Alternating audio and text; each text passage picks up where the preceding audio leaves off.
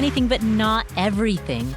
Every decision that you make is a trade-off against something else. Saying yes to something implicitly means that you are saying no to an alternative. And that applies to your money. And it also applies to your time, your focus, your energy, your attention. It applies to anything in your life that's a scarce or limited resource. And so the questions become twofold. Number one, what's most important to you? And number two, how do you align your daily decisions accordingly? In other words, how do your actions reflect your priorities? Answering these two questions is a lifetime practice, and that is what this podcast is here to explore. My name is Paula Pant. I am the host of the Afford Anything podcast, and today, Chris Hogan joins us on the show. And this is a particularly special episode because I interviewed Chris Hogan twice, and you're going to hear both of those interviews on today's show. Now, who is Chris Hogan? He was an All-American football player. He attended Georgetown University, then went on to become the vice president of a big, well-respected company. But while he was there, he realized that money was a source of struggle for a lot of families. And he wanted to get more involved in that. He wanted to do something about that. And then at that point, he met Dave Ramsey. A lot of you have heard of Dave Ramsey. He is one of the most popular voices out there in the world of teaching people about how to handle their money, particularly how to pay off debt. And Dave hand-selected Chris as one of his speakers within the Dave Ramsey family. And so Chris is now a public speaker. He's an author who covers the topic of personal finance, money management, getting out of debt, investing. And he just wrote a book called Everyday Millionaires. This book was a massive undertaking. He surveyed 10,000 millionaire households across America to find out who they are, where do they live, what are their occupations, how many of them are employed versus self-employed, what's their average household income, how much money do they have, what's their net worth, where did they go to school, what are their habits, how much debt do they carry, how big of a home do they live in, how much do they normally spend on a pair of jeans? He surveyed 10,000 households, gathered this data, and published it in this book. And so I interviewed him twice, both of which you're about to hear in today's episode. Now, in our first interview, we recorded the very first one on stage in front of a live crowd at a conference that's called FinCon. It's a conference for financial bloggers and podcasters. So when you listen to it and you hear the sound of a crowd in the background and you hear the sound of people milling around, that's what's happening. We've recorded this live on a small stage together. But at the time that we did that recording, Chris was unable to disclose the actual numbers from the study that he did. And so after our interview, I went back to him and I said, hey, you know what? I am going to hold off on publishing this until you're ready to talk. You're ready to give me some statistics, some real numbers, some data. And he agreed. And so then we got on Skype together and we recorded a second interview. And in this second interview, he spills the numbers, the percentages, how much of their net worth is held in their home versus in stocks, what percentage of millionaires exercise and how often. What percentage of them have ever had credit card debt? What percentage of them give to church or charities? We talk about all of those statistics in that second interview. So you're about to hear both of these right now. Here is Chris Hogan discussing Everyday Millionaires. Hi, Chris. Hello there. How are you doing? I'm great. Excited to be here with you. Great. Let's talk about Everyday Millionaires. Now, you surveyed 10,000 millionaire households and looked for common threads in terms of how they became millionaires and what they're doing now that they are millionaires. Mm-hmm. What did you find? We found out a lot of amazing things. We are debunking some myths. Some of the things that we tell ourselves about millionaires that just aren't true, but we found out their stories. That's the thing that gets me excited. I'm talking about, we talked to some people that came from less than nothing. I mean, homeless and on welfare, but people that started to make some decisions for themselves, started to grow in their information and their knowledge, and started to make a change for themselves and their family. And so we learned incredible stories. We found out some amazing statistics on how they invest, what they do, their income level, how they spend money. It's really been eye-opening. So let's talk some of those numbers. Share Yes. some of those statistics with me. Yes, well, I mean, some of it I got to hold on to. Oh, but I can it's tell, confidential. It is. But my publicist would tase me if I let it out too soon. But I'll tell you, it's eye-opening. For example, a lot of people think that you have to make a high six-figure income to become a millionaire. And that's not true. We talked to people that were making $40,000, $50,000 a year, but they invested consistently over time. Right? Using a 401k is how they got to millionaire status. So this mindset, I think it's important for us to debunk these myths, because if we think I have to make a high six-figure salary before I can get there, then we automatically give ourselves an excuse, well, I just can't, or I'm not going to be able to do it. And that's just not true. Now, did you see any common threads in terms of the part of the country that people lived in? Because right now in my head, I am imagining the tweets that I'm going to get. And I'm imagining some people saying, you know what, 40 or 50K in New York City is not the same as 40 or 50K in Kansas City. Right. I completely agree. And that's a matter, we all know that already. That has nothing to do with anything, right? 50,000 in LA and 50,000 in New York City is totally different than in Missouri or even in Tennessee. It's not a matter of the income. It was the debt load and the intentionality with money. So, for example, someone making $50,000 a year, if they've got $20,000 in credit card debt, well, they're not able to build wealth because they're making the credit card company rich. So it did boil down to not just what they were making, but how they utilize their money and how they invest. And tell me more about, what numbers can you share? I can tell you this, that with Millionaires, they did not make a high six-figure income. Was there an average or a median? It was, yes, and I can't give that yet. Okay. They also, most people believe that they inherited the money. Like a lot of people, they say, well, they just inherited money. A very small percentage of these millionaires inherited anything at all. An even smaller percentage inherited enough money that would cause them to be a millionaire. So the point is they inherited some money, but that didn't cause them to become a millionaire. They did that based on their intentionality and how they invested.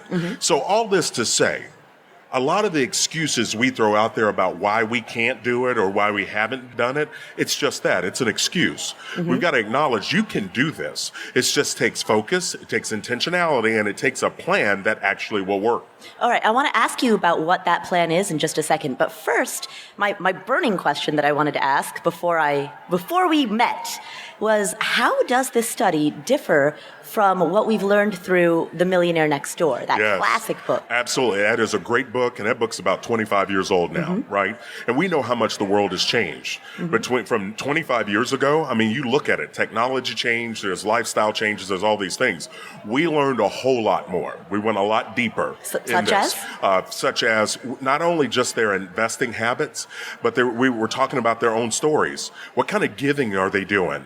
What are they focused on? What was their why? Why did they start chasing it? How did they work together with their spouse, or some of them that were single or newly single? And so we went a whole lot deeper than just the run-of-the-mill 20 or 30 questions, and really wanted to get into the psyche, but also the lifestyle. All right, and what did you find out in terms of psyche and lifestyle? The psyche was amazing. The level of intentionality was shocking, meaning that they didn't get there on accident. These are people that are goal-oriented, and they understand the value of sacrifice, right? Like most of the time, we in this society these days, we are an and mentality, meaning we want this and we want that.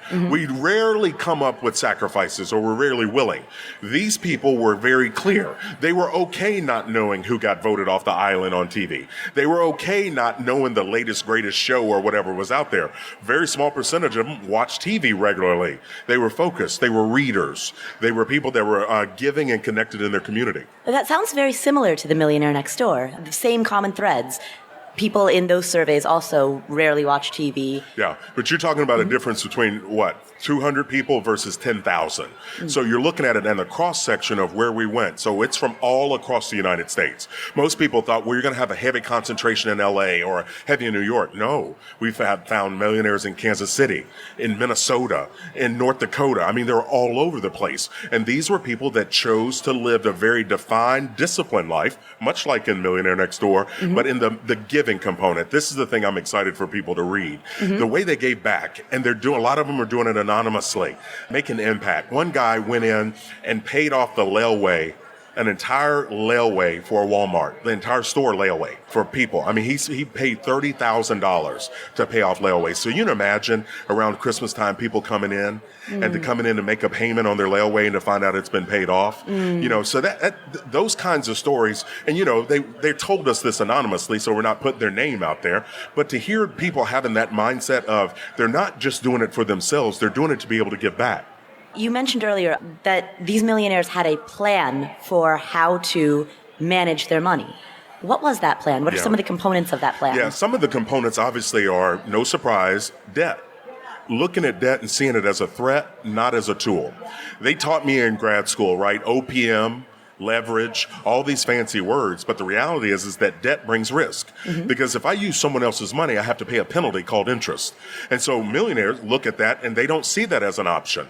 They see that as something that brings risk into their lives. So debt averse, very clearly, but they were paying off their homes on average in under 11 years. Paying off a house.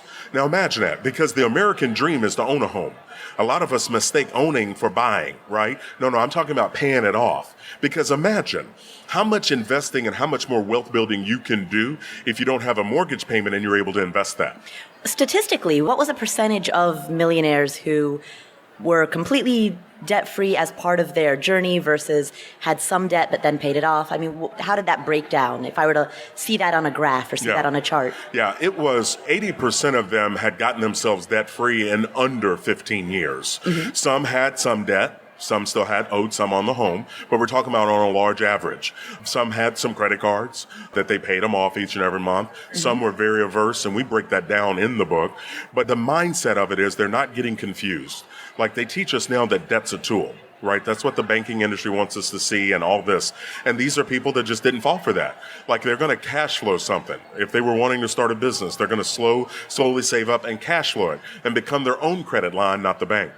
You mentioned that there are millionaires, some who are couples, some who are single, some who are newly single, perhaps because of a divorce or a death. What were some of the demographic breakdowns in terms of family size and structure? Yeah, I mean, they came from all angles of single, newly single, even married. A high majority were married. The high percentage of them, I think 75% of them were in their first marriage. And had stayed married for 15 years or more. And so they had kids, on average, the 3.2 kids. But it was less about their structure. It was more about how they lived their lives. Like what they were doing, they were very, very intentional. They didn't rationalize a want. I think a lot of us nowadays, we get confused. We confuse a want with a need because we want something really bad to the point we feel like we need it. But these were people that were very defined. They were like, we're going to save up and pay cash. They were okay not having the next latest, greatest thing because they didn't want to go backwards. And that was that intentionality factor of staying, going focused and going. And some of them had gone backwards. Some of them had fallen off the wagon and gone back into debt. But once they got out of it again, they almost had this awakening, as they described it, that they go, I don't want to complete that cycle. I don't want to do that anymore. I want to grow forward. Were they majority two-income households? I can't remember the exact percentage of. There were, yes, high majority of them were dual income, but there were single income. I'm talking, we had some single moms, parents of 2 to 3 kids that had done this.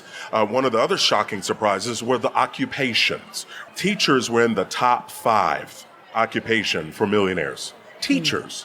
And most oftentimes we hear teachers, they're not paid enough, which I agree they're not for what they have to do and the job they're asked to do. But to think about a teacher being able to reach millionaire status, it's talking about someone that understands it, knows the goal, and knows the process and time, utilizing their 403B. It's amazing. And so again, it debunks the myth that you have to have a high income or you have to inherit it or that you have to be lucky to get there. None of those are true. What you need is to be focused, be intentional, and have knowledge. We did on our show, we did a 2-part series in which we interviewed a school teacher who became a millionaire by the age of 40. See, I love that. Andrew Hallam. Yes. And so it's one of those, it lets people know that it's possible, right? And I think that's what we have to be careful of, is what we tell ourselves. I think oftentimes we can place limitations on ourselves before we even ever get started, and we can be defeated at the starting line. And so be careful what you tell yourself. Be careful of the message you heard from your family growing up. I think a lot of times our families can impact how we view money or what we think is possible for ourselves and our future. What did you notice in terms of, other than attitudes towards debt, what did you notice in terms of other similarities, such as what was perhaps attitudes towards investing or towards giving? Yeah, the investing, very, very intentional. Their goal was to, obviously, they understood they needed to outpace inflation, right? That's the cost of living going up, but very intentional. And they also, high percentage of them got with an investment professional. They were working with someone to guide them. And a lot of people out there, they're hesitant to go meet with an investment professional because they're either embarrassed about the lack of progress that they've made or they think they're going to be judged by someone. But in Millionaires, we're looking at this going, no, I need to get with someone to help me, someone that has knowledge that I don't have. And so a high percentage of them were sitting down with an investment professional regularly. And did they primarily invest in equities? Were they in an equity bond mix? Were they in rental properties? What were their asset classes, their favorite asset classes? They were all around in all the asset classes. Real estate was very, very popular. And this was real estate that was debt-free. So they had slowed down in their approach about how they buy, how they invest, they go about it. But real estate was big, equities were big, and also growth stock mutual funds. Growth stock mutual funds as opposed to value mutual funds? And so that's, just from the mix of where they were, some of them had some single stocks, but very few were into cryptocurrencies or any of the latest crazes. Interesting. Why do you think they biased towards growth funds as opposed to value funds? Do you have any hypotheses? No, I think personal preference. I think it really boils down to their volatility, their risk tolerance, and that's one of the things as people invest. I don't think people understand that you can invest based on how you are, your mindset. And if you're married, most oftentimes we're married to someone wired a little bit different than ourselves. And so how do you balance that, right? Even in your portfolio, just like you would in real life. What about tax management? Were there any strategies that Millionaires shared that the average everyday person does not in terms of tax planning and strategizing? Well, from a tax strategy standpoint, they were very, just like they would go see an investment professional, they were also plugged in with a tax professional, meaning that they were working with a group as a team, meaning their investment professional, their tax professional, as well as their trust, estate planning and trust. These were people that were connected. They essentially built a team around their family. And so these were all individuals that knew of each other. And I was amazed to see how well they were connected, meaning that the investment professional with the tax professional, everybody was kind of coordinating to make sure, are we doing what's necessary for this family? So what I'm hearing is that the common thread was that they hired outside experts, but you did not find a common thread with regard to the actual strategies that they employed?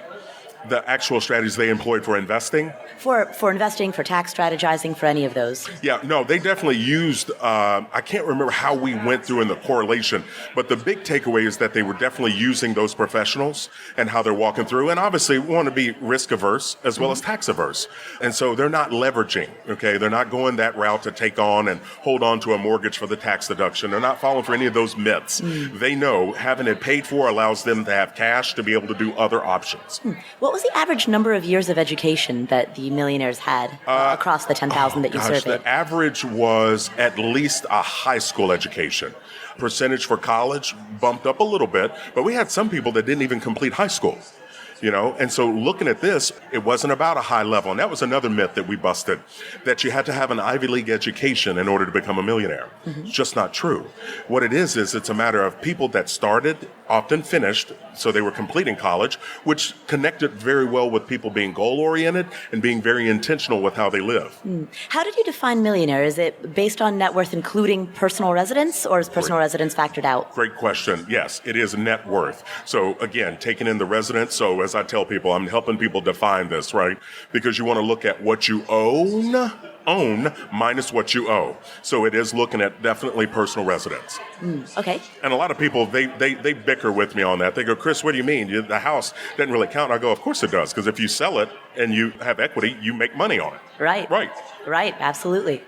Tell me about some of the money mistakes that they've made. When they reflected back on their life, what were some of the biggest mistakes that they regretted? Yeah, I think it's the typical things that us regular people feel. Not budgeting. When you have money coming in and you're just spending out of habit and not intentionality, we can end up having a lot of money pass through our hands. That was the second biggest regret, whether it was a car payment or a credit card, even student loans, looking back on it. And so the third biggest thing that I heard was people wish they would have invested sooner. I was very fortunate. At age 21, when I started grad school, my employer said, hey, you need to sign up for this 403B. I was coaching football at the time, and he goes, trust me. I said, well, I can't really afford it. I was making $15,000 a year at that time. He goes, you can't afford not to. And so I signed up at age 21, and it was one of those things where I'm so grateful for that, right? Getting started early, because money's two best friends are time and compound interest. Right. And so you get started out there and you let that money sit and grow. Don't pull it out for a wedding. Don't pull it out for a home down payment. Leave that money there, because I tell people, you pull money out, you almost surrender up to 50% in taxes and fees. And so people that pull out $50,000, you may see $25,000, but you've also tapped Uncle Sam on the shoulder, and you can have a tax situation that next year in filing. So some of the biggest regrets are not budgeting, getting into debt, and not starting to investing invest sooner. Yes. Sooner. Yes. How do they talk to their kids about money? They're very intentional in communicating about money to their kids, meaning at a young age, on average 5 to 6 years old, talking to them, helping them to understand the value of commission, which is what I do with my boys. I've got 3. They're 11, 13, and 14. And so we don't do allowance in the Hogan house, right? Allowance just sounds like it just comes from fairyland. We do commission, which means you've got jobs to do. You do your jobs, you get paid. You don't do your job, well, you're going to do the job, right? That's not optional. But it's a matter of teaching them the 3 categories we talk about a lot, which is spend, save, give. And so talking to young kids about that earlier, what you're doing is helping them start to understand how money works. And most young people on college campuses don't know that. They don't know how it works, so they fall prey to the credit cards. They fall prey to the student loans and car loans, and they end up putting themselves in a hole that takes many years to try to climb out of, so they can start to try to build wealth. Now, across these 10,000 households that you surveyed, did they have any particular favorite tools that they used? You mentioned budgeting, so it seems as though the majority of them actively budgeted their money. How did they do that? Was it with a spreadsheet? Was it with any particular tools? And to what degree did they do that? Did they really have a granular breakdown of different line items, or did they just have a more of a big picture idea of save, spend, give? Right. No, they definitely, they were utilizing budgeting every month. You have a good mix of a lot of people are doing it digitally nowadays. There's so many tools that are available out there. But again, very clear categorically on what they were spending and just being intentional. And it's okay. What I loved is that not only were they intentional about being focused in their giving, but also with just lifestyle. They were clearly planning some travel and being intentional about having a budget even as they travel, right? And it's not one of those things. See, budgeting is not a skill that you stop doing. Budgeting is one of those things that allows you to just stay in control of money. And so it makes you very aware. So in terms of the way in which they budgeted, to what degree of detail would they go into? We didn't ask about degree of detail. It was more about if they were budgeting and how they were doing it. So majority of them, they were definitely budgeting, and they were using online tools. Got it. Yeah. Tell me about the neighborhoods that they lived in. Did the majority of them live amongst peers who had a significantly lower net worth? Because that was one of the major takeaways from the Millionaire Next Door, as reflected in the title. You mean as they live now or from growing up? Oh, no, as they currently live. So are they the Millionaire Next Door living in a non-millionaire neighborhood? Absolutely they are. That part is still true from 25 years ago. Because they're people that are still they're staying clear on what they're doing. They're not trying to go out and build the next latest, greatest thing. They're not chasing those things. What they're doing is being very intentional with how they live. And so they're not trying to go move. They're there. And what I love about it is that the people, they don't know. Like their neighbors have no idea because they're not flashy. They're not, they're not out trying to have the latest, greatest thing. They have nice things, but they're not trying to prove their net worth and how they live. Yeah, so that was still consistent. So then based on the neighborhoods they lived in, were they sending their kids to public schools or were they paying for private school tuition? They were both. Doing both. And the majority of them on the public side, some were doing some private, but a majority was doing public. And that's what I grew up in. I did not come from money. I came from a very blue-collar family in rural Kentucky. And so that went to school, work hard, right? Pull up your bootstraps and go big, right? Working hard. But again, I think it boils down to that whole thing about not having to make a high income. You don't have to go to an Ivy League school. What you need to do is understand how money works. I think it's the knowledge that's crucial. And so a single mom that's making $40,000 a year has the same opportunity with the right knowledge, getting themselves out of debt, beginning to budget, Having an emergency fund is another thing. You need a cushion between you and life happening, because we're all a car repair away from having to go in and sit down with the bank, but also investing. And so understanding those tools that are available, they're not just out there for certain people. They're out there for everybody. We just have to know how to use the tools. What was the average length of emergency fund that you saw within these millionaire households? It was 3 on months, average 6 months? between 6 to 8 months. Between 6 to 8. Yeah. And again, it's a cushion, right? You want to have something if there's an illness, a job loss.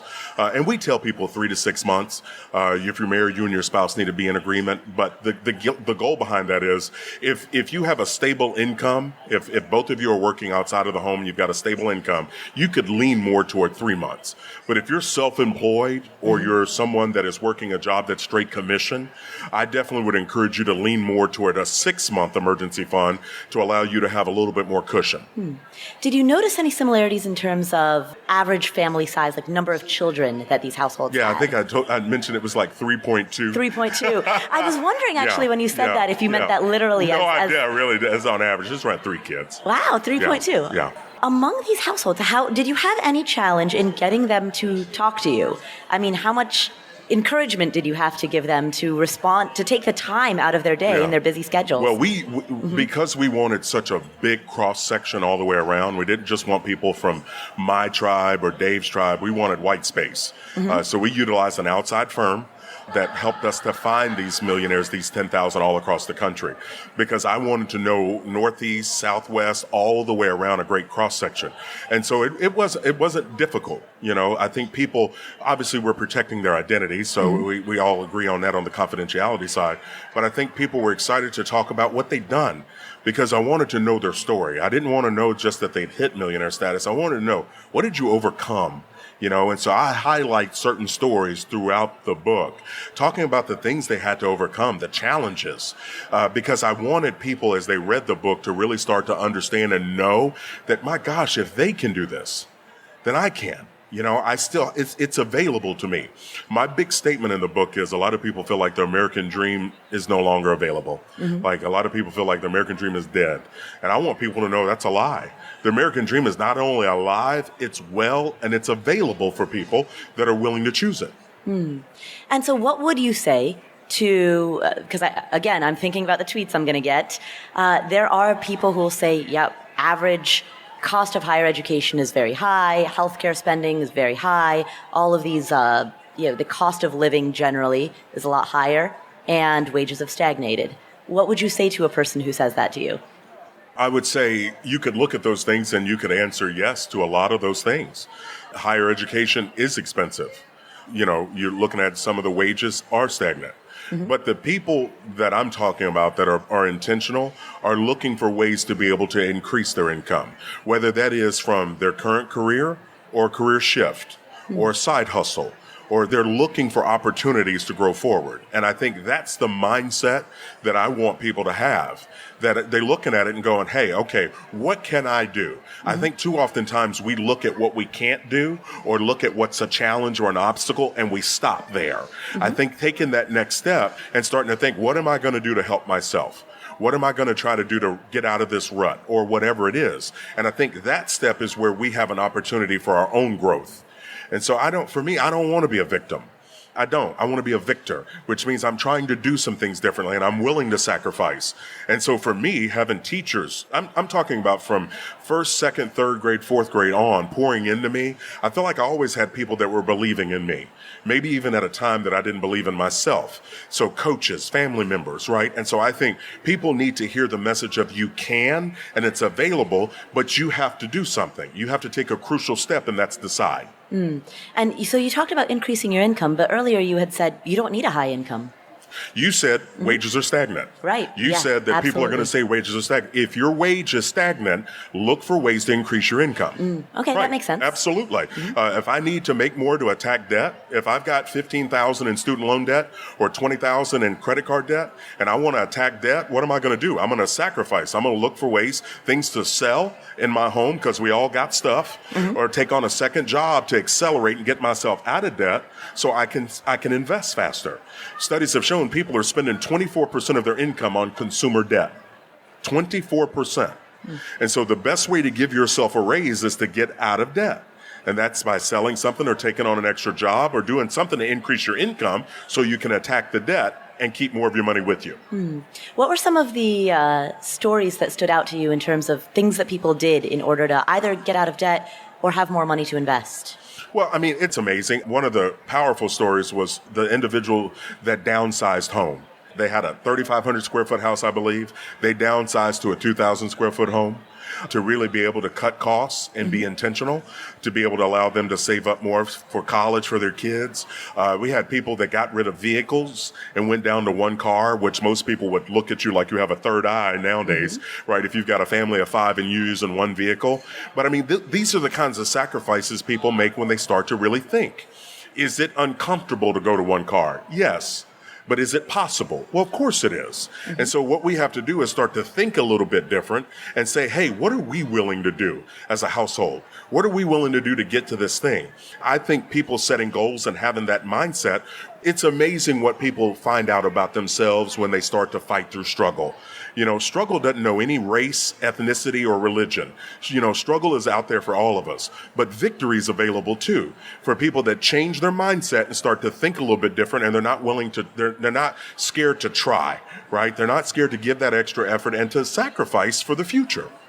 How do you think, given that everybody struggles, what was it that set these millionaires apart such that they were able to develop the mindset required? It was internal drive, is what I'd say. They were very clear on, hey, they knew how investing works. They know time and compound interest are your money's two best friends. And so if I'm putting that money in, I'm not touching it. I'm going to keep my lifestyle in check, therefore living on less than I make, and I'm going to stay allergic to debt. And I think you have that kind of mindset, and if that's your philosophy, as you make decisions, it doesn't matter what kind of model car comes out, right? They come out with a new model of car every year to make you feel bad about your car, right? Like they have the car now that'll park itself. You know, it's like, really? I'm going to drive 8 hours on vacation, and the last 2 minutes, I'm going to get tired, right? I can't park the car. No. So I'm okay with those commercials playing. I just know I don't have to buy into that, right? And so it's almost like blinders. They're so focused on the goal and what they're trying to achieve. They see something bigger than themselves. And like I said, it wasn't necessarily about what they obtained. It was a matter of the status they got to be able to do more for others. The giving, you know, that was the thing, the hearts of these individuals, especially the people that came from less than nothing, you know, where they had that spirit of gratitude. And I tell people, gratitude can change your life when you step back and you look at the people that have done things for you that they didn't have to, or gone above and beyond for you. And so it gives you this different spirit about yourself, and you do want to be able to reach back and help other people. So let's talk more about giving. There must have been, I imagine, some strategy around how they made giving-related decisions. How would they do that? Yeah. How did they choose a charity and evaluate whether or not their last year's gift was a effective one? Yeah. Very good. Well, obviously, if they were affiliated or connected to a church, they were doing giving there. But a lot of them were very intentional about the charities. The ones that they support had a personal thing for them. One lady, she talked about supporting Ronald McDonald House because a friend of hers had to stay there when her child was sick.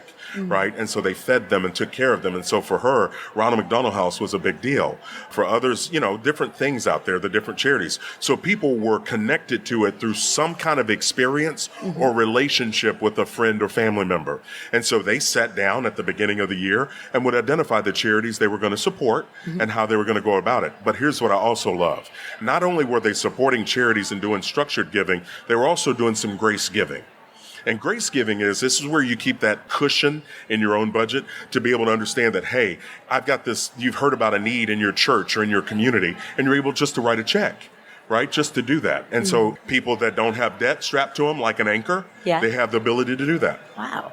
Was there a particular percentage of their income or percentage of their net worth that these millionaires would typically give? On average, they were doing 12 to 15% of their income. 12 to 15% of pre-tax or after-tax? After tax. Wow, that is a significant percentage. Oh, yeah. Well, it's the mindset, right? It's that mindset of looking at it going, number one, they had awareness. They knew their job was stewardship, but they have those hearts. I tell people it's hard to be hateful when you're grateful.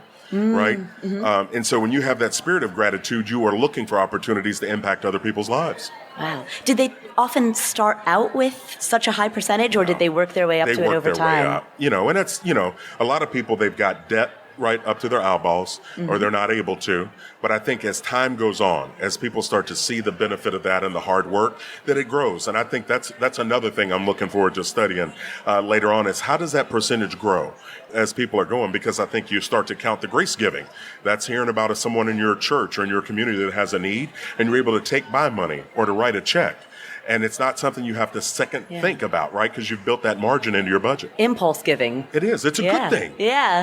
And you've the best seen type it. of impulse you've spending. seen it. You've seen when someone's in need what a great tip will do. I love to do that at restaurants, especially, all year round, but especially around the holidays, where you see a waitress in there that's working on Thanksgiving Day or the day before Thanksgiving. This is somebody that has to work, right? Right. And so just to leave $100 or $200 tip and then just leave real quick, go out to the car and sit and watch when she or he sees that tip.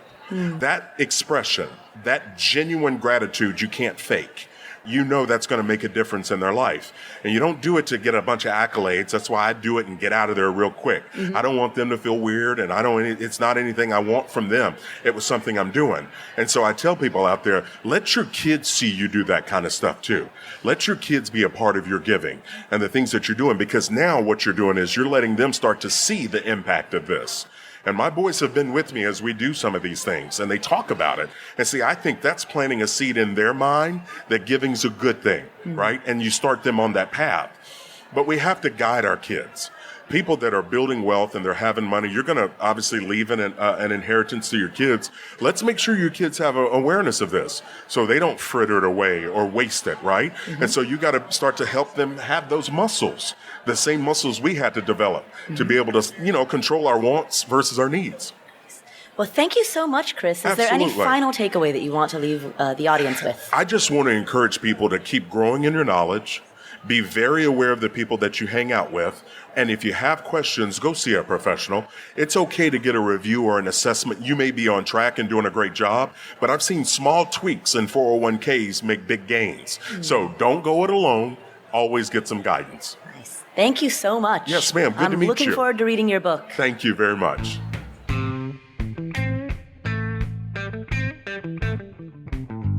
Thank you, Chris. That was an amazing interview. But I still have a question. What are the numbers? Tell me more. What percentage of millionaires give to charities?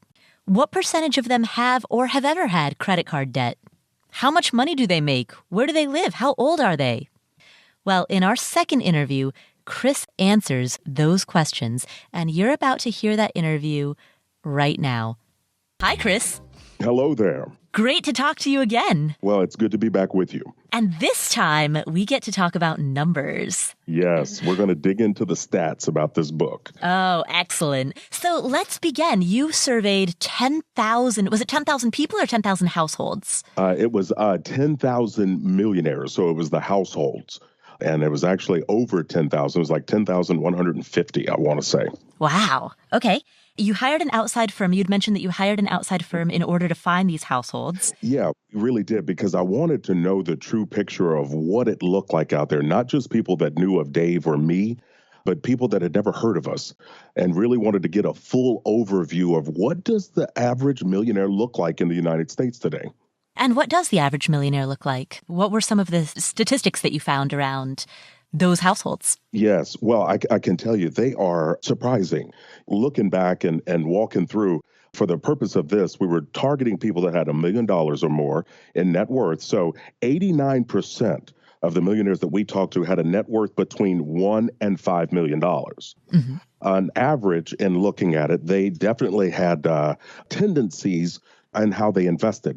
For example, we had 79% of the millionaires got to millionaire status through their employer-sponsored retirement plans. So we're talking about 401ks, 403bs. So the number one contributing factor for millionaires' high net worth was using their retirement plans, which was definitely eye-opening. Digging into staying in the financial realm, we also found 68% of the millionaires used an investment professional or financial advisor to help guide them in their journey. So they weren't going at it alone. Some were doing self-directed plans, but they were still connecting with an investment professional to really dig in and talk. Diving in on the education side of things, these millionaires did not attend prestigious private schools. 79% of the millionaires did not attend a private school. 62% of them graduated from public state schools. Now, you had some that went on to grad school and private schools, but the 62% went to a public state school. But get this, 9% of the millionaires didn't graduate college at all. The education wasn't a prerequisite to get to millionaire status. Staying in that vein of education, almost half of the millionaires that we studied had a B average or less in school. Oh, wow. I mean, so that was eye-opening. That means grades only tell part of the story. It's also about their character traits, which we'll dive into here in a moment. But get this blew me away. 40% of the millionaires that we studied were involved in sports or cheerleading. That was the most common extracurricular type of activity, which was shocking. And then one more, and then I'll take a breath here because I got so many stats. 15%, only 15% of millionaires are in senior leadership at their company, meaning vice president or senior vice president. And only 7% are C-suite executives, CEOs, chief marketing officer, things of that nature. So it was really eye-opening to see what they used and how they got there using their investment plans, the 401k, and using an investment professional. But the education piece was key because that was one of the things in the myths that I chopped down, Paula, in this book. A lot of people assumed that you had to go to a private school in order to put yourself on the path to be successful. When you say private school, are you referring to a private college or private K through? Yeah. Okay. Yes. When I say private school, I'm referring, to a private university. Do you know, you mentioned that the majority of them did not have senior leadership positions at their companies. Do you know what percentage were self-employed? 18% of them were self-employed. Nice. Right. So you had some people that owned their own business, but even though they did that, they were still focused on putting money aside and running the business, but also growing their own personal wealth. Of those that were self-employed, did they reach millionaire status through the income and the valuation of their companies, or did they also reach millionaire status by taking the proceeds of what they'd earned and investing it in retirement accounts and other forms of personal investments? Yes, that was on the personal side of their wealth.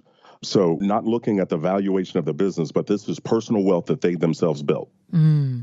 That's a very good distinction. Oh, it is. I mean, but it just goes to show, because most of the time for people that are self-employed, every dime or every dollar they have, they put it back into the business. Right. But it just goes to show that, if you're self-employed, you need to have that dual lens that, yes, you are all in and running your business, but you definitely need to pay yourself an income. And as you pay yourself, I tell people it's like two buckets. You've got your business bucket and your personal bucket. You need to have an income coming from that job. And from that income, you're able to build wealth on your own. That gives you the opportunity with your business to be able to pass it on to someone, your kids or grandkids, or pass it on to employees without having to hand them paperwork and debt for you to now cash out and be able to go live your dreams. So it's really about the mindset you have for the business and the legacy you're wanting to have down the road. Oh, Paula, get this. Also on the income side. Most people think, that's one of the myths I chopped down. People think that wealthy people have high-paying jobs.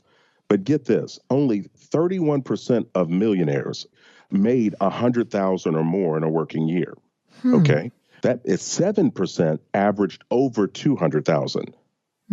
Okay, so 31%, $100,000, 7% averaged over $200,000. So get this.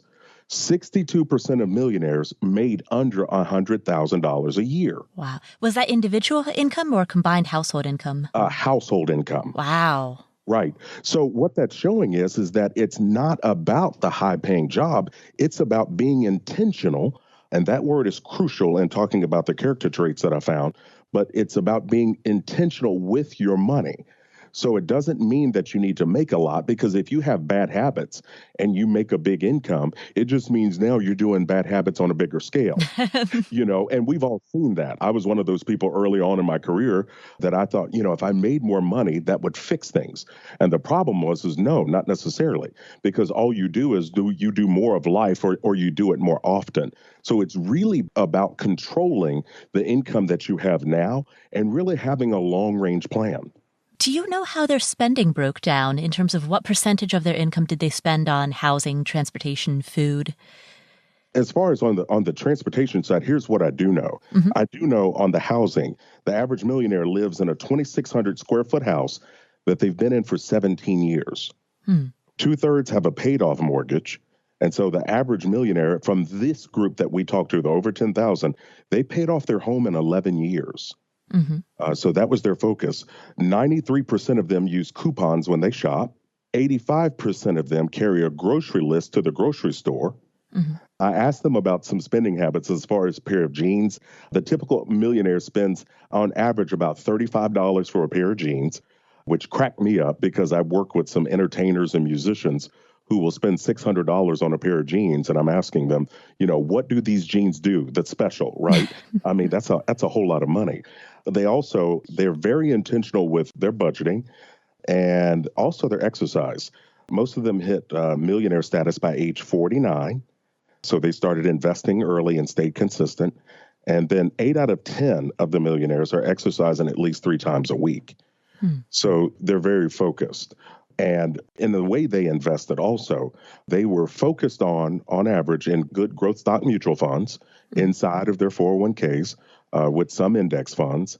But we didn't hear a lot of stories of people that dove all in on single stocks to get rich quick.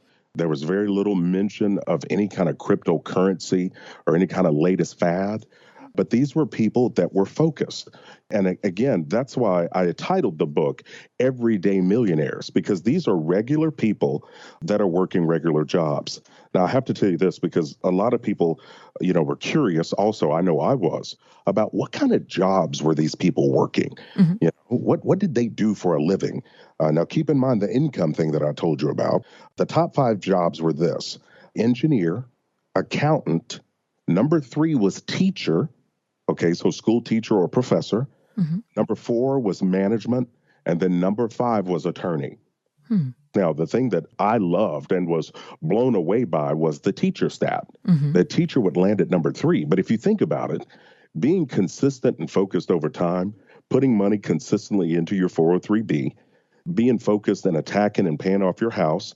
And again, the average millionaire paid off their home in 11 years. So for us, looking at their net worth, we look at what you own minus what you owe. So for school teachers, being consistent and putting money into the 403B, but also then paying off their home. Well, if they've got a $400,000 or $500,000 house and they've got $500,000 or $600,000 in their 403B, you put those together, they're a millionaire. So it just shows people that it's possible. We just have to have the mindset and be intentional.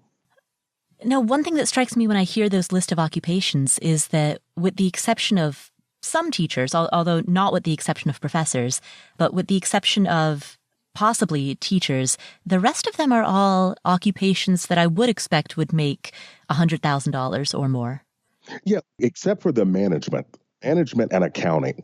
Having worked with several of those as a financial coach, I too thought they would have earned more, but there are all types of accounting positions out there where somebody's making, $50,000, $60,000 or $75,000 a year.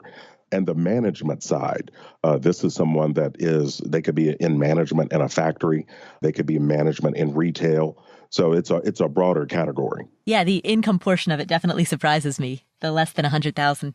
Me too. But if you think about it, the average income right now, I think, is around $54,000 in the U.S. today. And so, it really goes back to the lifestyle and habits.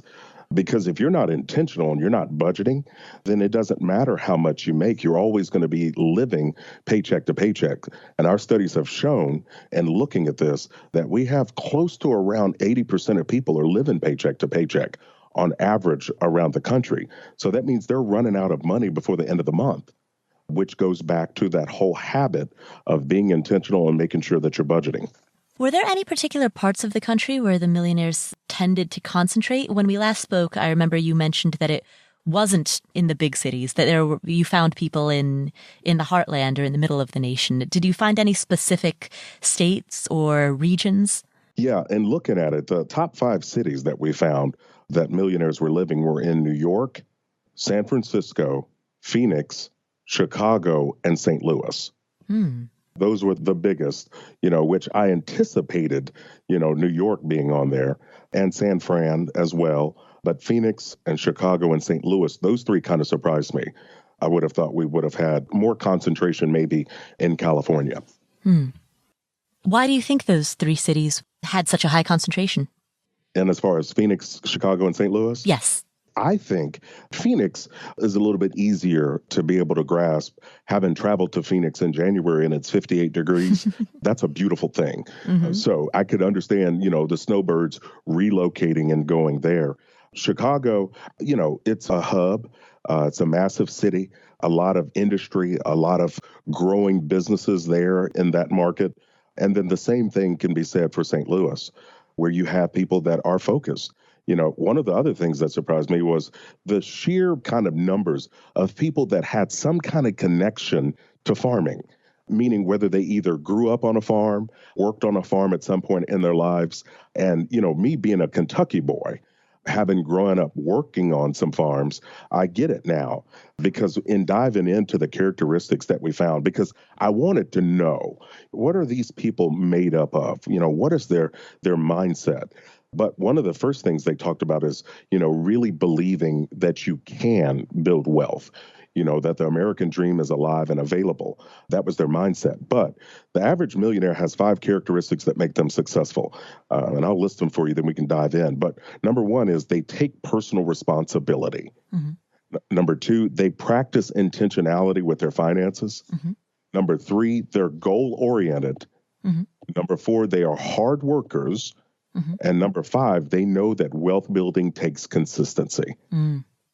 And the thing that I love about this list is any person out there that's listening to your show or that reads my book, you can do these 5 things. These are choices that you can make, regardless of what you've done financially in the past or even your family. I've talked to a lot of people that didn't come from families that did a great job with money. And so they don't believe that they can. But money is one of those things that you can learn about. You can improve. You can put some things in place to help you to start to develop all 5 of these, from personal responsibility, being intentional with your finances. That's talking about budgeting and really telling your money where to go. Being goal-oriented, knowing that you're chasing down something, right? You're working towards something. Being hard workers, meaning that you're giving the effort day in and day out and you're doing your job. And then number 5, knowing that wealth building takes consistency. It's not about the flash in the pan things to do, but it is, as we advise people, to put 15% of your income into a tax-favored retirement plan, 401k, 403b, and doing that consistently over time will help you to build wealth. How did you come up with that list of 5 attributes? In terms of methodology, in what way were you able to derive that information from the respondents? What we had was we gave them some multiple choice options and how they would describe themselves and how they approached money. And so that was the top 5 kind of responses, which doesn't surprise me. Anybody that is successful, as you look at those 5 characteristics, personal responsibility means that it's not about a victim mindset. It means that regardless of what I've done, good or bad, it's on me. Right? I'm not looking to blame anybody. I'm not looking to look for anybody to try to help me fix anything, but I'm accepting that. And again, being personally responsible means that you're staying in control of the things that you can control. It doesn't surprise me that successful people are doing that. The intentionality with their finances, you and I know, when you're successful with money, that's not an accident. That is a decision that you made, because we're the most marketed to country on the planet. There's always a commercial trying to make you feel bad about the car you're driving or trying to get you to go to a restaurant. And so that kind of mindset and being intentional means they're not spending money because someone else wants them to. They're doing it because they want to do it. They're making that kind of decision. And so, looking at this and acknowledging it, it just shows that people can do it. Regular, everyday people have an opportunity. And so they want to be able to do that. And with that, of the personal responsibility piece, let me back up real quick. 96% of the millionaires, when we ask them, believe that they're in control of their own destinies. That goes totally against the victim mentality or any other kind of thinking where you go, no, I'm responsible. I know I'm in charge. I'm going to make decisions that move me forward. You mentioned that the average age of millionaires whom you surveyed was 49. Mm-hmm. In our previous interview, you also mentioned that they, on average, tended to have 3.2 children. Yes. What other attributes comprise this model of the average millionaire? Well, again, it goes back. We talked about the housing. So they're on average, they're living in a 2,600 square foot house. Mm-hmm. 2/3 of them have a mortgage paid off, typically paying it off in around 11 years. They're working average jobs, except for the 15% that are in senior leadership. But they also get this. And as far as the debt, the millionaires steer clear of debt. 73% of them never held a penny of credit card debt. Mm. 7 out of 10 never had any student loans. Mm-hmm. And that's compared to the general population where we have almost 51% have had a student loan or have one. But this I loved. None of the millionaires that we talked to ever claimed to have reached millionaire status from their credit card rewards or points. And again, this is going back to being aware, being focused, and understanding, hey, how am I using my money? How are we approaching this? And what am I going to do? The other character qualities you asked about, their net worth breakdown, 1/3 their net worth was their home. 2/3 of their net worth were their retirement accounts and their investments. And so really the net worth factors were the paid off home as well as their retirement accounts and investments. So they were very proactive in investing not only in the 401k, but also into Roth IRAs and IRAs. Did many of them have other real estate investments besides their personal residence? It was below 20%. Primarily from a real estate standpoint, their focus was their primary residence, but some did have it, and it was also paid for.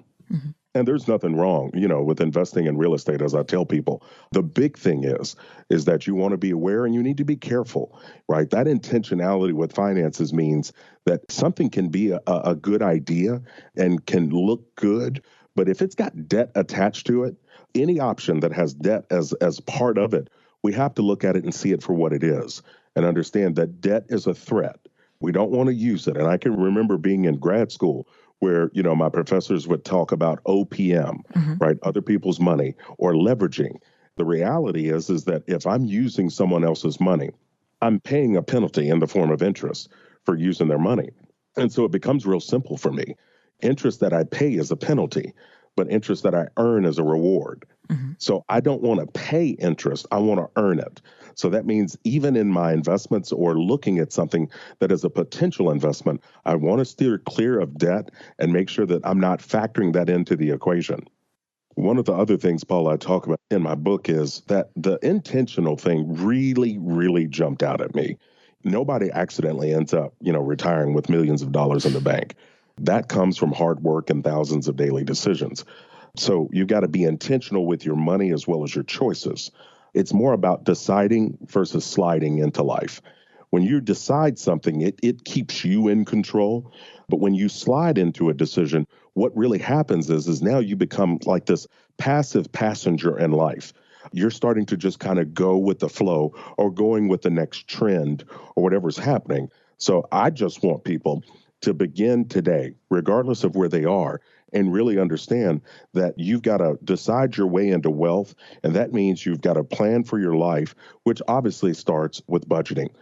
I talked about the investing mm-hmm. in the real estate, but also I did not talk about the generosity. The millionaires on average are very, very generous. 55% of them are giving monthly to some type of charitable cause or organization, as compared to 29% of the general population. So not only are they mindful and intentional with their money, but they also have this spirit of generosity where they are trying to help others, trying to empower them and guide them. And I think that says a lot, too, about kind of the hearts of individuals, where oftentimes, society would think that people that have wealth are mean or they're not kind to others. And that's just not the case. A lot of them were doing giving anonymously for a lot of charities and organizations that they believed in. That's right. I think in our previous interview, you had mentioned that they were donating on average somewhere between 12 to 15% of their after-tax income. Yes, yes. And so again, that's, either through their church, but also other giving for charities that they believe in, whether that was ongoing or one-time giving. And so it just, to me, it's eye-opening. I want people to begin to look at wealth and understand a few things. Number one, I don't want them to believe the myths and the lies, that you have to have this high education or that you have to make this super high income. It's about being in control of your money and where you are and having a plan. Utilizing the 401k is absolutely imperative to put money aside consistently and let it grow. So that means not pulling it out for a wedding, not pulling it out for a down payment on a home, but let that money sit there and grow. I tell people all the time, money has two best friends, time and compound interest. And if we allow money to sit there, it will grow and the interest will grow interest and it will continue and help us move toward building wealth. Did you gather any statistics about how much on average they paid for things like a wedding or what percentage they put as a down payment on their first home, those kind of major milestones? No, ma'am. No. But the cars, the big thing is that they paid cash. Now, initially, their first car, some alluded to, yes, they did have some car debt in the past. But as they were moving forward in the process, in those years it took them to get to millionaire status, they were very intentional on paying on cars. But information about wedding spending or things of that nature, no, that wasn't something I asked. Prior to your book, the previous major study of millionaires happened 25 years ago with the book, The Millionaire Next Door. In what ways do your findings differ from the findings within The Millionaire Next Door? Obviously, 25 years have passed. So Yes. What differences do we see between then and now? Oh, gosh, I think there are quite a few. But as much as the differences, you also have the similarities. The intentionality part of it, I think, was reflected just as much in The Millionaire Next Door, where they weren't looking to buy to impress people. They were being very conscientious. I do think, and as far as the length of time and people are paying off the house, for millionaires now, it's being done a little bit faster. The net worth is a little bit higher with, 89% of them having a net worth between $1 million and $5 million. But again, that's attributed to the length of time between the two books, where you've had 25 years. And obviously, we've had some record situations in the market and with interest rates as well. But a lot of similarities, meaning that the intentionality part, the consistency part, the really being smart in how they shop and what they shop for. I think the giving is higher now, and as far as the percent and the dollar amount that people are giving. And so it's interesting. I think in any time you look at something, you've had 25 years, right, a quarter century pass, you're going to have some consistencies in as far as the type of people that you're talking about, the hardworking, the goal-oriented, as well as people that invest consistently over time. That's big. But I think the educational piece now has shifted a little bit where you do have people that are more self-employed. It's easier now to start a business than it was 25 years ago, where you have opportunities through the internet or ways to market and really promote your business. And so I think both books are eye-opening. I think it gives you an opportunity to really look and start to get more information about a group of people that typically are looked at as like a unicorn, more mythical. And it's not. These are regular, everyday people that are working regular, everyday types of jobs. Did the millionaires whom you surveyed have aspirations to retire early, or did they plan on staying in the workforce until their mid to late 60s? Yeah, many of them. Now, again, this was excluding the people that were self-employed because they absolutely loved what they were doing. We had a high percentage of them that loved what they were doing, but most of them said they wanted the options. They wanted the freedom, right, to be able to make decisions. It was eye-opening because I can relate with that. I love what I do. I don't ever look at me stopping what I'm doing. I may want more options to take a longer vacation or, to do more things that I want to do. But in the survey, 96% of the millionaires enjoyed what they did for a career. which I think is absolutely astounding, that people are working in a line of work that they enjoy. 64% of them said that they loved their jobs. To say that you love something, that means you're absolutely enjoying it to its fullest. But get this too, we hear a lot now about the whole boomerang generation, the sandwich generation, where you're trying to launch millennials, but then you also have parents that are aging. Get this, only 6% of the millionaires give monthly support to their children that are over the age of 25. Okay, only 6% of the millionaires, and 71% of the millionaires never do. So that means if they have adult children, they've helped those young people to become adults. Next, I'm going to ask you to speculate a little bit. 25 years from now, when someone in the future runs another study of 10,000 millionaires in the year, what would that be? The year 2040? The year 2045? Where do you see that going? In what ways what similarities and differences do you expect we'll see at that point? Oh, wow. That's a great question. So 25 years from now, someone does another book. What are some things that I think that we'll see that are the same? I think in looking at the characteristics of the personal responsibility, the intentionality with finances, being goal-oriented, hardworking, and understanding that wealth building takes consistency, I think we will see that as the same. I think those are internal things that drive people. I would love to see that the income obviously has grown, that people are investing even more. I would love to see that net worths are between 5 and 10 million from people that are staying focused and being allergic to debt. I would hope to see, that people are paying off their home not in 11 years, but maybe they're doing it in 7 to 8 years, 25 years from now. I would hope to see that the jobs, I talked about the top 5 jobs: engineer, accountant, teacher, management, and attorney. I would love to see even more different types of jobs listed and represented there.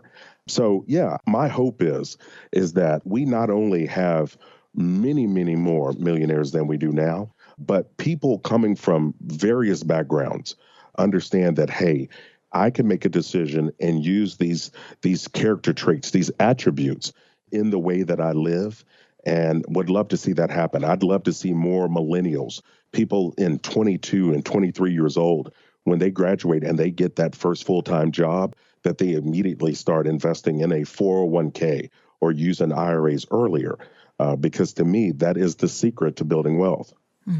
For a millennial, or for somebody right now who's listening to this who recently graduated from college, should they focus on paying off their student loans, if applicable, or should they focus on investing for retirement? And what decision-making framework should they use when they're thinking about how much to put in column A versus column B? Yeah, that's a great question. And I get that from millennials right now. I'm going to tell them, if they're weighing back and forth between paying off student loans or investing, I'm going to tell them to be 100% focused. Because when you try to do multiple things, that's where we end up ineffective in a lot of things. And so I would tell them to focus 100% on attacking debt.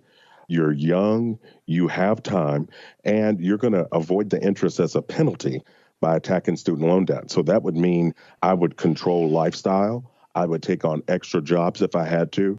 And again, really get focused. And, I'm seeing people pay off 80, 90, or even 6 figures in student loan debt in 3 to 4 years. And now that that's gone, now they've got income to really be able to focus on as they invest. So yes, I would tell them, attack debt first, get yourself out of debt, then build up an emergency fund of 3 to 6 months of expenses, then start to invest 15% of your income. What did you find with regard to the way that millionaires talk to their kids or taught their kids about money? You mentioned that they don't support adult children financially, but what other things did you find in terms of the way that these money lessons are passed on to the next generation? Well, and that was the thing that was amazing, is a lot of these millionaires, they were very intentional in how they talked to their kids about money, helping their kids at an early age begin to understand that you've got to save, you've got to spend, and you've got to give. Being able to put those things aside and knowing how money works. And so they're very intentional, these millionaires, about teaching their children. They want to help them. They want them to understand how money works. For example, 86% of the net worth millionaires learned the importance of saving and taking control from their own parents. So it was something that was passed on to them. 85% of them described their parents as savers, and 13% of the millionaires said that their parents were extreme savers. So for them, being a living example to the next generation is a big deal. They want their kids to understand how money works, and they want it, again, passed on to generation to generation. You know, that's the thing when you start to talk about legacy and understand the importance of the opportunity that's in front of you, that we do have to educate young people to help them understand, how does this money stuff work? What are some of the pitfalls to avoid? And, you know as I've talked to my own boys, I've told them about some of the money mistakes that I've made, some things to watch out for. And I'm teaching them about money now. I'm not having like a mutual fund party or anything or making them do spreadsheets, but I am helping them understand patience, right? How do you save up? It's okay to have nice stuff. We just don't want nice stuff to have you. And so it's being very focused. Again, these millionaires is not an accident, but I think this too, Paula. You asked me about 25 years from now, what do I want to see? You know what? I would love to see fourth and fifth generation millionaires. I would love to see first generation millionaires increase by 40 or 50%. And I would love to see that lineage, that legacy being passed on for generations to come. And what do you think it's going to take to get there?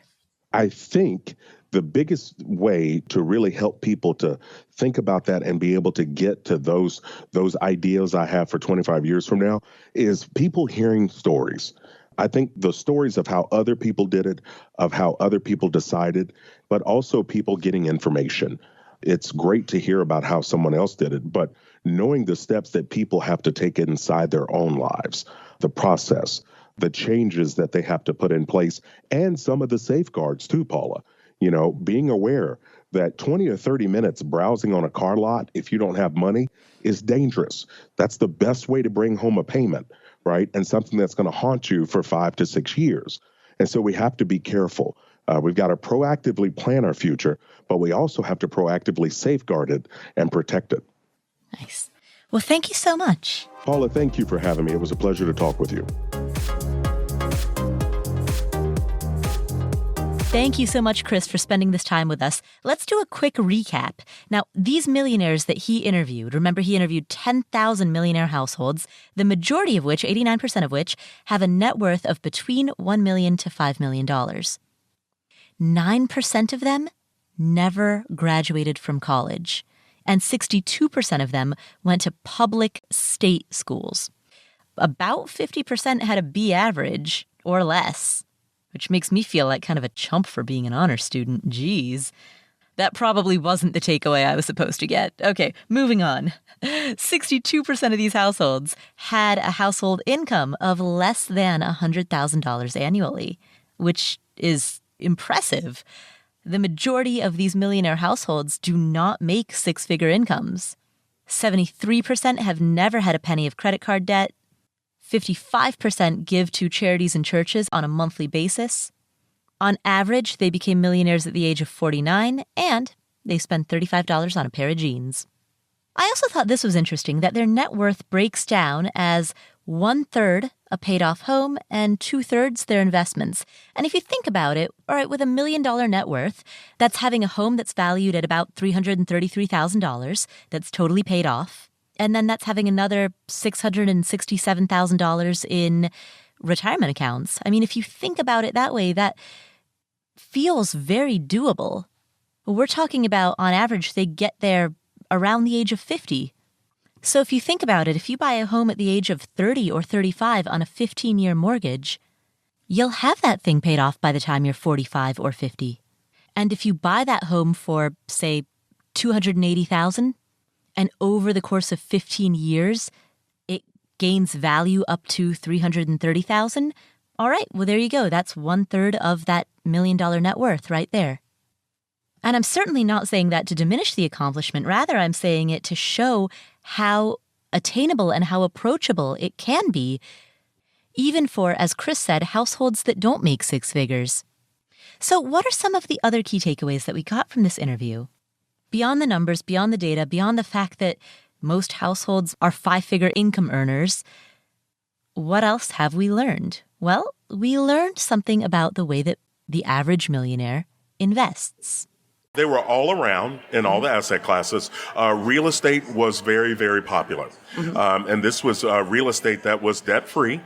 So they had slowed down in their approach about how they buy, how they invest, they go about it. But real estate was big, equities were big, and also growth stock mutual funds. So I do love that he gave a shout out to real estate investing, but that's not the point of this takeaway. The point of this takeaway is the majority of millionaires stick with classic, tried and true staples of investing. Chris mentioned mutual funds. Of course, index funds have a lower expense ratio, but a broad basket of funds rather than individual stock picking for the majority of your portfolio that's invested in the market, that's invested in equities. Bonds and bond funds, real estate. I mean, these are classic hallmarks of a diversified portfolio. And as he said, as much as some media headlines love to dominate with these big headlines about Bitcoin millionaires or marijuana industry millionaires, or the next iteration of it is going to be AR/VR millionaires, those are headline-grabbing industries. That's where the excitement is, but that's not where the average millionaire invests. And I'm not saying that to disparage those industries. I'm simply making the point that the level of attention that the mainstream media gives to it is not a reflection of how America's average millionaires reached their seven-figure net worth. So that's one key takeaway. Key takeaway number 2 is the importance of building a team. They were working with a group as a team, meaning their investment professionals, their tax professionals, as well as their trust, estate planning and trust. These were people that were connected. They essentially built a team around their family. And so these were all individuals that knew of each other. And I was amazed to see how well they were connected, meaning that the investment professional with the tax professional, everybody was kind of coordinating to make sure, are we doing what's necessary for this family? The lesson here is that the moment that your budget allows you to do so, start surrounding yourself with professionals. Now, if you're just out of college or if you're making $50,000 a year and you are buying your very first home or your very first rental property, you're just at the beginning, every 100 counts. If you're at that stage, don't stress out about the idea that you need to have this big team of extremely expensive professionals around you. Like, don't worry. One step at a time. Dave Ramsey's famous for baby steps, right? Just one step at a time. But once you are able to start hiring professionals, I would strongly encourage you to do so. I mean, myself, for Afford Anything, I've worked with 2 attorneys. I have a general business attorney, and I have a attorney who is a specialist in trademarks and intellectual property. I've worked with both of them behind the scenes here at Afford Anything. I have a CPA named Trevor, and as of a couple of days ago, I now have a bookkeeper named Julia. I finally decided to stop doing that myself. And so I agree with, if you heard a previous episode with Joe Saul-Sehy, who's a former financial advisor, he made the comment, and I agree with this, that I am still the quarterback. They are the conditioning coaches, but I'm still the quarterback. I'm the orchestra conductor. I cannot delegate oversight or responsibility. I cannot delegate thinking or judgment or decision-making. The buck stops with me. That is what Chris Hogan was talking about, personal responsibility. I can't just hand my files over to somebody and say, here, you do everything. It doesn't work that way. But what I can do is surround myself with the best coaches and the best teachers and people who are trained to see my blind spots and to clue me in about the unknown unknowns. That is the benefit that you get from surrounding yourself by a team of professionals when you have the money to do so. And remember, if you're young, or you're just starting out in your career, or you're in a lower paying field, don't worry about the fact that the cost of admission to some of these professionals is too high. Just focus on what you can do. because the more that you focus on what you can do, the more that circle of can starts to expand. So, key takeaway number 2, build a team. Key takeaway number 3, look for what you can do. Look for opportunities to grow forward. Higher education is expensive. You're looking at some of the wages are stagnant. Mm-hmm. But the people that I'm talking about that are intentional are looking for ways to be able to increase their income, whether that is from their current career or career shift or side hustle, or they're looking for opportunities to grow forward. Look for opportunities and grow the gap. It all comes down to the gap between what you make and what you spend. And there are 2 ways to grow that gap. You can make more, you can spend less, or you can do a combination of the 2. It's all about that gap. So that's key takeaway number 3, grow forward. Key takeaway number 4, and this is something that I wanted to touch upon. Let's look at what Chris said about people who are self-employed. 18% of them were self-employed. So you had some people that owned their own business, but even though they did that, they were still focused on putting money aside and running the business, but also growing their own personal wealth. Now, there are actually 2 takeaways within this. First of all, according to the Pew Research Center, as of 2014, which I know is kind of old data, 10% of the workforce in the United States is self-employed. There is some controversy over that statistic. According to the Treasury Department's Office of Tax Analysis, in a report that they issued in 2017, they found that among taxpayers with non-zero earnings, meaning taxpayers that earned greater than zero, 7.2% received income solely from self-employment, and another 6.1% depended on a mix of self-employment and also working for a company. So they found that 7% of taxpayers are full-time self-employed, 13% in total and 7% full-time. According to the Bureau of Labor Statistics, they agreed with what the Pew Research Center put out. They said that about 10.1% of U.S. workers are self-employed. So, point of all of that is that the reports range anywhere between 7 to 10% of the workforce is full-time self-employed. And if we take the high end of that estimate and we assume that 10% of the workforce is self-employed full-time, what does that mean? That means that self-employed people consist of 1/10 of the workforce population, but 1/5 of the millionaires. Remember, as Chris pointed out, 18%, which is approximately 1/5 of the 10,000 households that he surveyed, were self-employed people. So the self-employed consist of 1/10 of the workforce, and yet 1/5 of the millionaires.